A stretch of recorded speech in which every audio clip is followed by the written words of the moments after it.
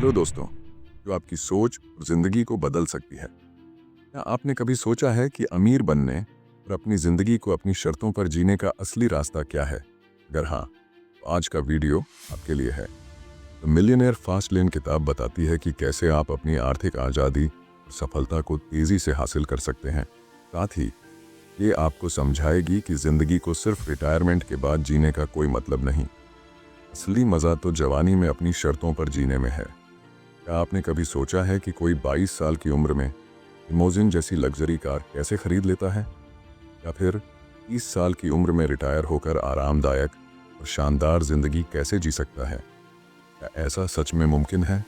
जवाब है हाँ, ये पूरी तरह मुमकिन है। आमतौर पर लोग 60-65 की उम्र में रिटायर होते हैं, लेकिन आप इस धारणा को बदल सकते हैं। आप एक यंग मिलियनेयर बन सकते हैं। अक्सर लोग सोचते हैं वो एक दिन अमीर बनेंगे और उसी सपने में पूरी जिंदगी मेहनत करते रहते हैं, लेकिन आप इस जाल से बच सकते हैं।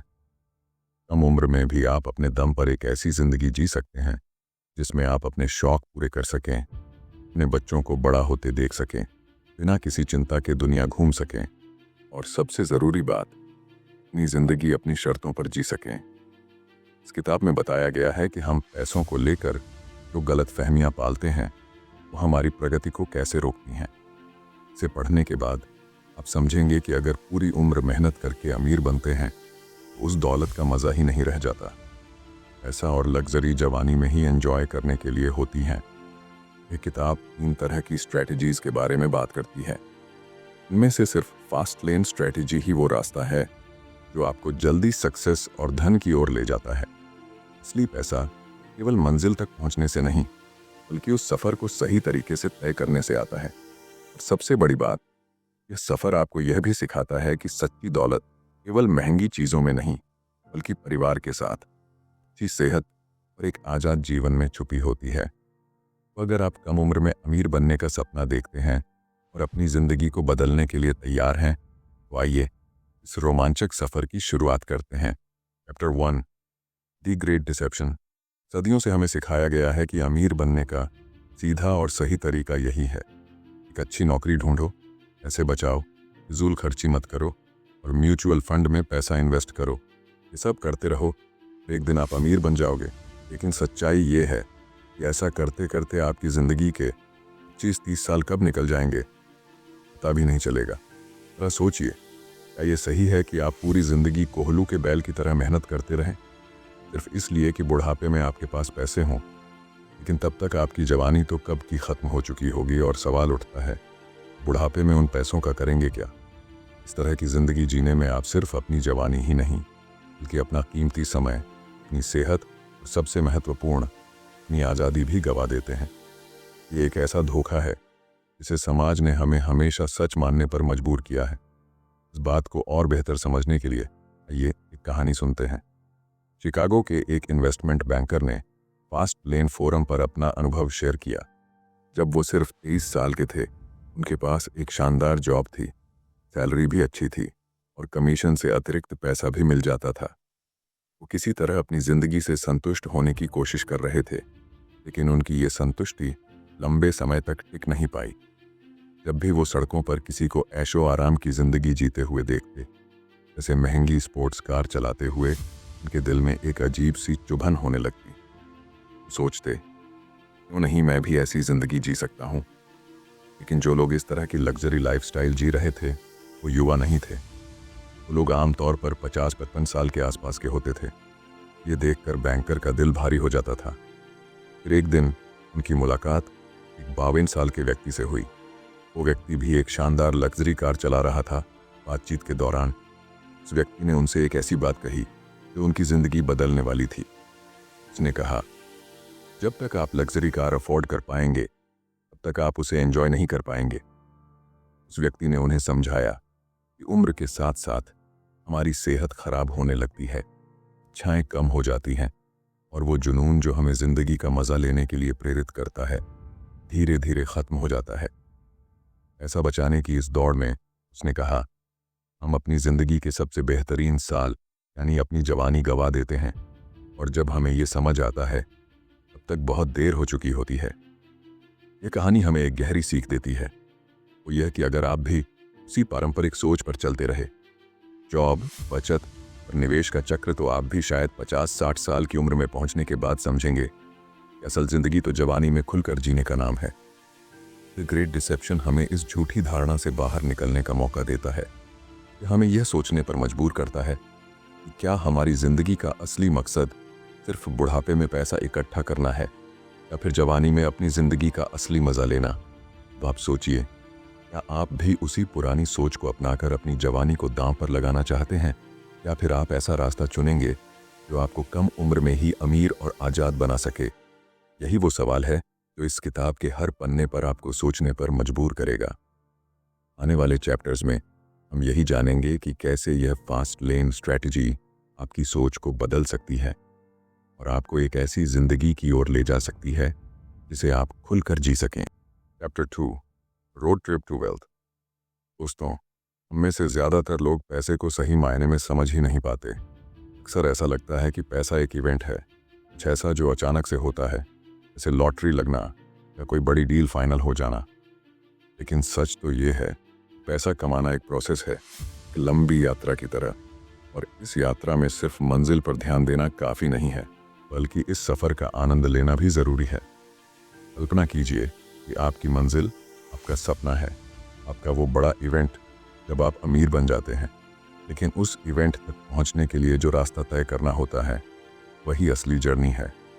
इस जर्नी में आपको अपने हर कदम, हर छोटे बड़े फैसले पर ध्यान देना होगा, क्योंकि यही आपको आपकी मंजिल तक पहुंचाएंगे। अब इस यात्रा को समझने के लिए हमें 3 चीज़ों की ज़रूरत पड़ती है। पहली है आपकी कार, जो असल में आप खुद हैं। आप ही तय करते हैं कि आपको किस दिशा में जाना है। दूसरी है आपका रूट, यानी वो रास्ता जिसे आप अपनी मंजिल तक पहुंचने के लिए चुनते हैं। और तीसरी है आपकी स्पीड, यानी आप अपने सपनों को पूरा करने के लिए कितनी जल्दी और मेहनत से कदम उठाते हैं। इस किताब के लेखक एमजे डिमार्को ने अपनी जिंदगी से एक बहुत रोचक किस्सा साझा किया है। एक बार वो अपने दोस्तों के साथ शिकागो से साउथ फ्लोरिडा रोड ट्रिप पर निकले। ये उनका सपना था, उनकी मंजिल। लेकिन बीच रास्ते में उनकी गाड़ी खराब हो गई। वो अब भी मंजिल से बहुत दूर थे और रास्ते में अटक गए थे। ऐसा क्यों हुआ? क्योंकि उन्होंने अपनी जर्नी की तैयारी नहीं की थी। उन्होंने अपनी गाड़ी का पेट्रोल चेक नहीं किया, इंजन की हालत नहीं देखी और न ही सही रोड मैप तैयार किया। बस वो सिर्फ मंजिल के बारे में सोचते रहे। अगर उन्होंने इन छोटी छोटी चीज़ों का ध्यान दिया होता, उनकी यात्रा आरामदायक और परेशानी मुक्त हो सकती थी। यही बात हमारी जिंदगी और हमारी सफलता पर भी लागू होती है। जब हम सिर्फ अपने ड्रीम इवेंट पर ध्यान देते हैं लेकिन जर्नी को नज़रअंदाज करते हैं, तो रास्ते में दिक्कतें आना तय है। अगर हम अपनी जर्नी को भी अच्छे से प्लान करें और उस पर फोकस करें, मंजिल तक पहुंचना न सिर्फ आसान होगा बल्कि और भी मज़ेदार होगा। अब सोचिए कि एक दिन आप पढ़ते हैं किसी ने अपनी कंपनी को $30 मिलियन में बेच दिया। ये खबर सबका ध्यान खींचती है। ये एक इवेंट है और हर कोई इसकी तारीफ करता है। लेकिन क्या आपने कभी सोचा है कि उस इंसान ने सफलता के लिए कितनी मेहनत की होगी? उसने कितनी रातें बिना सोए बिताई होंगी, अपनी एनर्जी और समय उस काम में लगाया होगा। सिर्फ इवेंट पर फोकस करना आसान है, लेकिन इसके पीछे का संघर्ष, लंबा सफ़र कोई नहीं देखता। यही बात एक एथलीट की कहानी में भी दिखती है। जब कोई एथलीट प्रोफेशनल बास्केटबॉल के लिए $50 मिलियन का कॉन्ट्रैक्ट साइन करता है, तो हर कोई उसकी सफलता की तारीफ करता है। लेकिन क्या वो उस पल ही अमीर हो जाता है? नहीं। उसने अपने खेल को बेहतर बनाने के लिए घंटों प्रैक्टिस की होगी। उसने न जाने कितनी बार हार का सामना किया होगा, चोटें सही होंगी, शायद कई बार सर्जरी भी करवानी पड़ी होगी। उसकी जर्नी संघर्षों से भरी रही होगी। हर बार गिरने के बाद उठने की हिम्मत ही उसे उस मुकाम तक ले गई होगी। इसी तरह अगर आप कुकीज़ बनाना चाहते हैं, क्या होगा अगर आप सिर्फ आटा और चीनी को एक साथ मिला दें और सोचें कि कुकीज़ अपने आप तैयार हो जाएंगी? ऐसा नहीं होता। कुकीज़ बनाने के लिए हर सामग्री को सही मात्रा में मिलाना पड़ता है और हर स्टेप को सही तरीके से फॉलो करना होता है। अगर कोई एक चीज़ भी छूट जाए तो रेसिपी खराब हो जाती है। सक्सेस भी एक रेसिपी की तरह है। अगर आप इस रेसिपी के हर इंग्रेडिएंट का ध्यान नहीं रखेंगे तो आपकी सफलता अधूरी रह जाएगी। ऐसा करियर और सपने इन सब के लिए एक लंबी, मज़ेदार और रोमांचक यात्रा की ज़रूरत होती है। दोस्तों, याद रखें कि आपकी मंजिल जितनी ज़रूरी है, उतना ही ज़रूरी है सफ़र का हर पल। अपनी जर्नी को एंजॉय कीजिए, हर अनुभव से सीखिए और एक दिन आप अपनी मंजिल तक ज़रूर पहुंचेंगे। Chapter 3, sidewalk road map. चलिए अब बात करते हैं साइडवॉक रोड मैप की। ये वही रास्ता है जो इंसान को फाइनेंशियल स्ट्रगल और गरीबी की ओर ले जाता है। एमजे ने इसे फॉलो करने वालों को साइडवॉकर्स कहा है। वो लोग होते हैं जिनकी ज़िंदगी में कोई फाइनेंशियल प्लानिंग नहीं होती। उनकी इनकम का बड़ा हिस्सा रोज़मर्रा के खर्चों और कई बार अननेसेसरी लग्जरीज में चला जाता है। कल के बारे में सोचना या कोई सेविंग्स करना उनके लिए प्रायोरिटी नहीं होती और यही कारण है कि वे अक्सर पेचेक टू पेचेक की ज़िंदगी जीते हैं।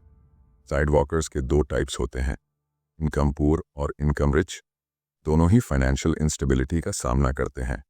रिसर्च बताती है कि करीब 65% अमेरिकन इस कैटेगरी में आते हैं। इनकी नेट वर्थ या तो ज़ीरो होती है या नेगेटिव। इनके पास सेविंग्स नहीं होती और अक्सर ये भारी कर्ज में डूबे रहते हैं, जिसमें कार लोन्स, होम लोन्स और पर्सनल लोन्स शामिल हैं। लेकिन फिर भी इनके घरों में आपको लेटेस्ट फ्लैट स्क्रीन टीवीज़, महंगे स्मार्टफोन्स और हाई एंड गैजेट्स देखने को मिलेंगे। ये चीज़ें ज़रूरी नहीं हैं, ये सिर्फ शौक हैं। इनकम पुअर साइड वॉकर्स ना तो अपनी रिटायरमेंट के लिए कुछ बचाते हैं और ना किसी फाइनेंशियल इमरजेंसी का इंतज़ाम करते हैं। उनका पैसा सिर्फ शो ऑफ और मोमेंट्री प्लेजर्स पर खर्च हो जाता है। ये रास्ता न सिर्फ अनसेफ है, बल्कि जब भी ज़िंदगी में कोई झटका लगता है तो ये लोग पूरी तरह टूट जाते हैं। एक जॉब लॉस, इंटरेस्ट रेट्स में अचानक बढ़ोतरी, मेडिकल इमरजेंसीज या ग्लोबल रिसेशन, इन झटकों से उबरने का कोई तरीका इनके पास नहीं होता। ये वैसा ही है जैसे आपके पास एक ब्रांड न्यू लग्जरी कार हो लेकिन हेल्थ इंश्योरेंस नहीं। अब बात करें इनकम रिच साइड वॉकर्स की। एक बार एक रैपर था जिसने 3 साल में 2 हिट गाने दिए और रातों रात मशहूर हो गया, लेकिन कुछ ही समय में वो दिवालिया हो गया। सोचिए, वो हर महीने 4 मिलियन कमा रहा था, लेकिन पुअर मनी मैनेजमेंट के कारण उसकी फाइनेंशियल कंडीशन बर्बाद हो गई। ऐसे कई फेमस एक्टर्स और म्यूजिशियंस हैं जो अपनी लाइफस्टाइल मेंटेन करने के लिए बड़ी रकम खर्च करते हैं। डिज़ाइनर कपड़े, लैविश मैंशंस, लग्जरी कार्स, ये सब मेंटेन करना सस्ता नहीं होता। बाहर से ये ज़िंदगी ग्लैमरस लगती है, लेकिन इसके पीछे का खर्च और स्ट्रेस कोई नहीं देखता। इनकम रिच साइड वॉकर जितना कमाते हैं उससे ज़्यादा खर्च करते हैं। मान लीजिए वो हर महीने $50 कमाते हैं, तो उनका खर्च कम से कम $60 होता है। यही वजह है कि उनके पास सेविंग्स के लिए कुछ नहीं बचता। उनके करियर में एक छोटी सी फेलियर उन्हें पूरी तरह बर्बाद कर सकती है। कई ब्लॉकबस्टर गाने देने के बाद भी एक फ्लॉप गाना या मूवी उनकी पूरी फाइनेंशियल स्टेबिलिटी को हिला सकता है। साइड वॉक रोड मैप यही सिखाता है कि बिना सही फाइनेंशियल प्लानिंग और डिसिप्लिन के, चाहे आप कितना भी कमा लें, फाइनेंशियल सक्सेस और सिक्योरिटी एक सपना ही रह जाती है। Chapter 4, has your wealth been toxified. हम अक्सर वेल्थ को उन चीज़ों से मापते हैं जो दिखने में महंगी लगती हैं, बड़ी कारें, शानदार घर, महंगे कपड़े। लेकिन क्या यह असली वेल्थ है? दरअसल वेल्थ को समझने का सही तरीका है वेल्थ ट्रिनिटी, यानी फैमिली, फिटनेस और फ्रीडम।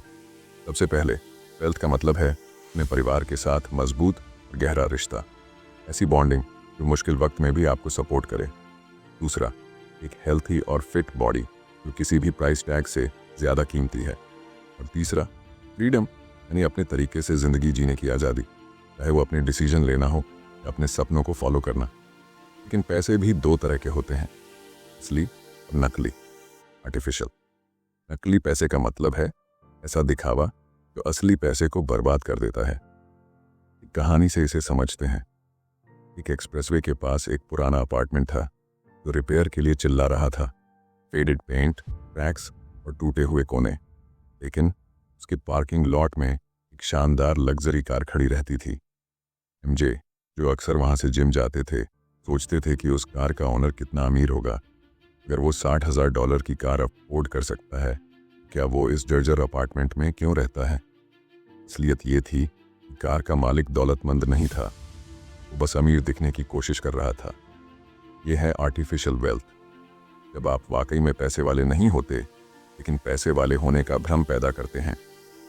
एक और कहानी सुनते हैं। हेनरी सुकार्नो जो एक बड़ी फार्मास्यूटिकल कंपनी में काम करता था, उसका सैलरी पैकेज बहुत अच्छा था।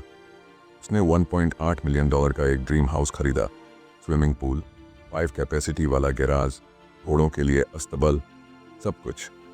हेनरी को लगता था कि उसने वाकई सफलता पाली है, लेकिन कहानी ने ट्विस्ट लिया। ऑफिस पॉलिटिक्स की वजह से उस पर काम का प्रेशर बढ़ता गया। उसका पूरा दिन काम और ट्रैवल में बीतने लगा। उसने घर इसलिए खरीदा था कि वो इसे एंजॉय करेगा, लेकिन रियलिटी यह थी कि उसे इस घर को अफोर्ड करने के लिए अपनी ज़िंदगी का हर पल कुर्बान करना पड़ा। इसका असर उसकी फैमिली लाइफ और हेल्थ पर पड़ा। उसकी आज़ादी छिन गई। अपने परिवार और खुद के लिए समय नहीं बचा। तनाव और थकान उसकी रोज़मर्रा की ज़िंदगी का हिस्सा बन गई। हेनरी अमीर दिखने की कोशिश में अपने असली वेल्थ, फैमिली, हेल्थ और फ्रीडम को खो बैठा।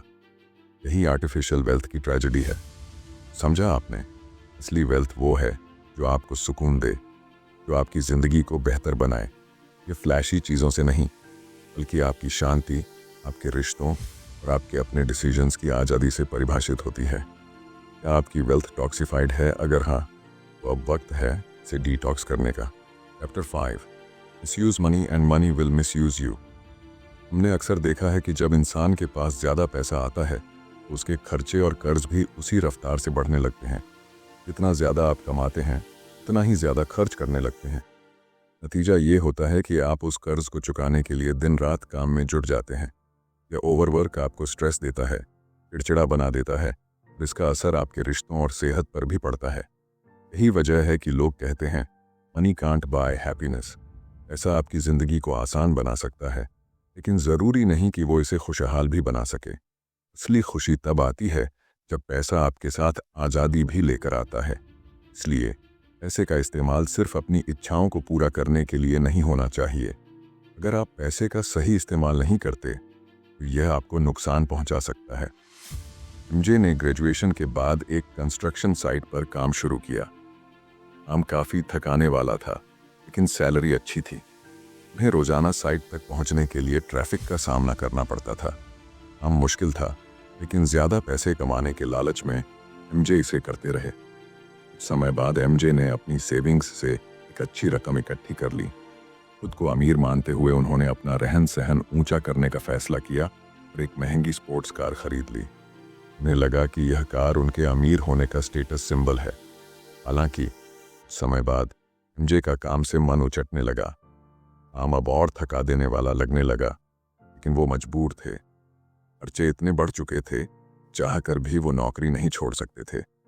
धीरे धीरे उन्हें एहसास हुआ कि उनकी स्पोर्ट्स कार कोई स्टेटस सिंबल नहीं थी, बल्कि एक ऐसा बोझ बन गई थी जिसने उनकी शांति छीन ली थी। एक शख्स लोगों को ब्लैकमेल करके सालाना 2,14,000 कमाता था।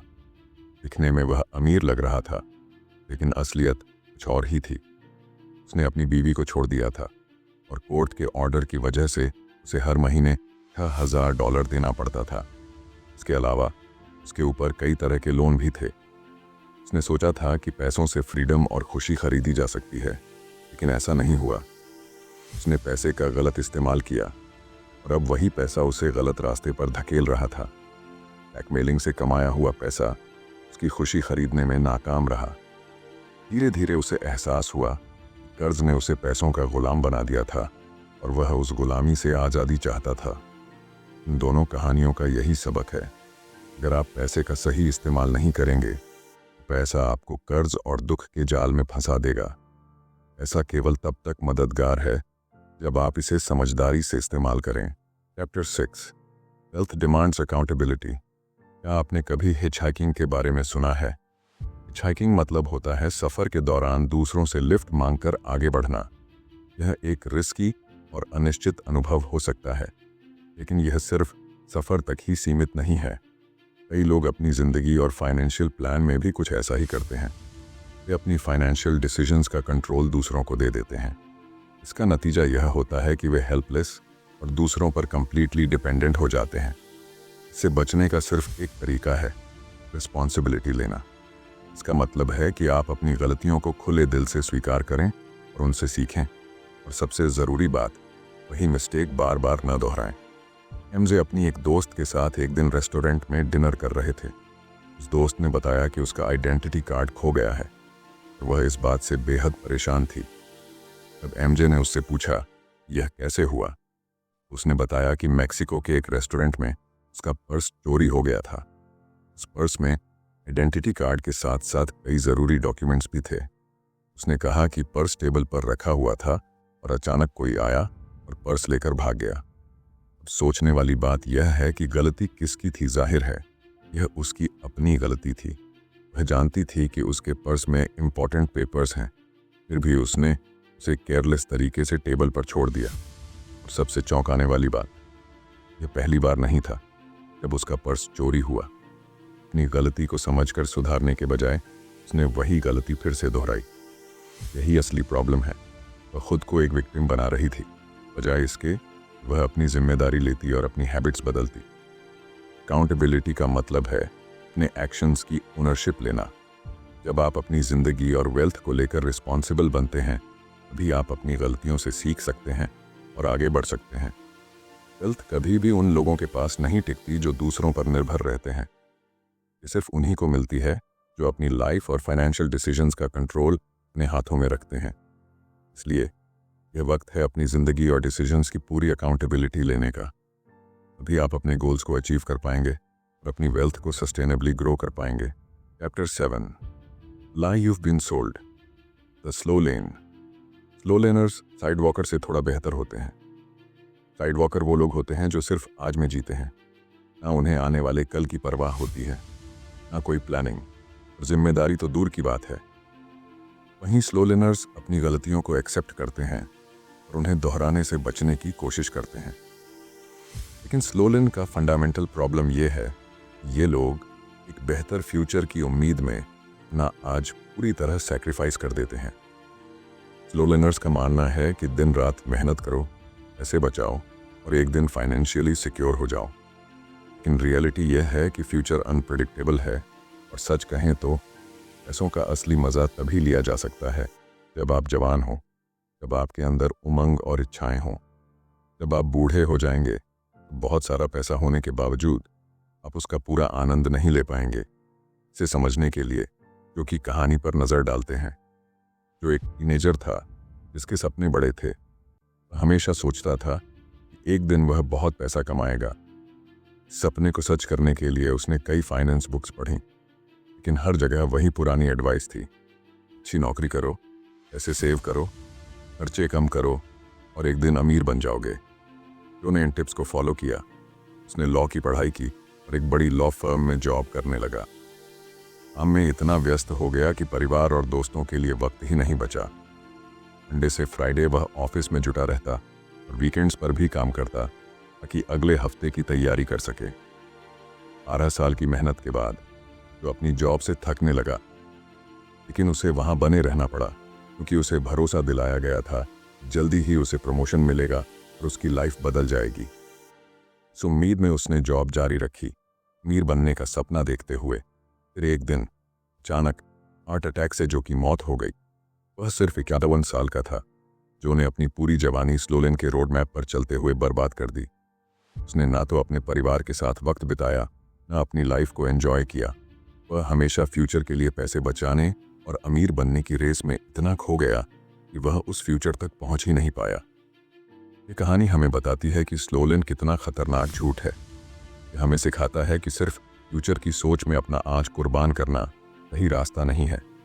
जिंदगी को बैलेंस करना, उसका हर पल जीना जरूरी है। Chapter 8, wealth shortcut, fast lane. तक हमने देखा कि साइडवॉक और स्लो लेन जैसे रोड मैप्स में आपको अपनी जवानी या रिटायरमेंट में से एक को सैक्रिफाइस करना पड़ता है। लेकिन क्या हो अगर आपको दोनों को एंजॉय करने का मौका मिले? यही फर्स्ट लेन का कमाल है। फर्स्ट लेन एक ऐसा विकल्प है जहां आप अपनी जवानी भी जी सकते हैं और बुढ़ापे का आनंद भी ले सकते हैं। इस रास्ते पर चलकर आप छोटी उम्र में ही मिलियनेयर बन सकते हैं। लेकिन याद रखें, यहाँ आपको मेहनत तो करनी ही होगी। फर्क यह है कि आपको सालों साल इंतजार नहीं करना पड़ेगा, बल्कि आपकी मेहनत का रिजल्ट जल्दी दिखने लगेगा। अब इसे समझने के लिए एक दिलचस्प कहानी सुनते हैं। पुराने मिस्र में एक एक राजा के दो भतीजे थे, तुमा और अजुर। दोनों 18 साल के थे। एक दिन राजा ने उन्हें एक पिरामिड बनाने का काम सौंपा और वादा किया कि जो पहले इसे पूरा करेगा उसे राजा का ताज और अपार धन दिया जाएगा। अजुर ने तुरंत पत्थरों को उठाकर उन्हें स्क्वायर शेप में रखना शुरू कर दिया। पिरामिड का बेस तैयार करने में उसे 1 साल लग गया। दूसरी तरफ चुमा का प्लॉट अब तक खाली था। उसने न तो कोई पत्थर उठाया और न ही कोई काम शुरू किया। चुमा दरअसल एक खास डिवाइस बनाने में बिजी था। वह एक ऐसी लिफ्टिंग मशीन तैयार कर रहा था जो उसका काम आसान बना सके। उधर अजुर ने अपनी ताकत बढ़ाने के लिए एक ट्रेनर से मदद लेनी शुरू कर दी, लेकिन जैसे जैसे उसका काम बढ़ता गया वह थकान और समय की कमी से जूझने लगा। इस बीच तुमा ने अपनी लिफ्टिंग मशीन तैयार कर ली। वह पत्थरों को इतनी तेजी से उठाने और रखने में सक्षम हो गया, जो काम अजुर को महीनों में करना पड़ता उसे चुमा ने महज कुछ दिनों में पूरा कर दिया। नतीजा यह हुआ कि चुमा ने 26 साल की उम्र में पिरामिड तैयार कर दिया। राजा ने वादे के मुताबिक उसे ताज और अपार धन सौंप दिया। इतनी कम उम्र में वह इतना अमीर बन गया कि उसे जिंदगी में दोबारा कभी काम करने की जरूरत नहीं पड़ी।